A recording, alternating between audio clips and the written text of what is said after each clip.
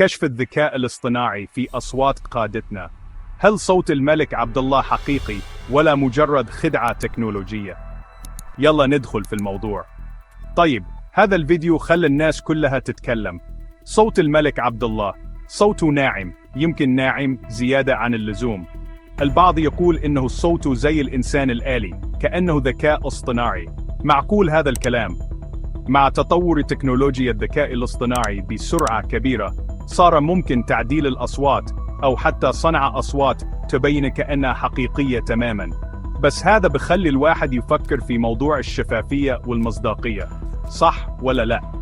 هل القادة بيستخدموا الذكاء الاصطناعي عشان يغيروا شوي بأصواتهم؟ ولا إحنا بس اللي صرنا موسوسين؟ تذكروا، إحنا هنا ما بنتهم أي حدا، بس بنطرح الفكرة ونفكر فيها. أحييكم على امتداد وطننا العزيز في عيد استقلال الأردن الأغلى الذي نفخر بماضيه العريق. طيب، أنتم شو رأيكم؟ هل هو ذكاء اصطناعي ولا مجرد تكنولوجيا متطورة وحلوة؟ شاركونا آرائكم في التعليقات. بس يا جماعة، خلوا النقاش بينا باحترام. نشوفكم المرة الجاية، وخلي فضولكم دايما صاحي.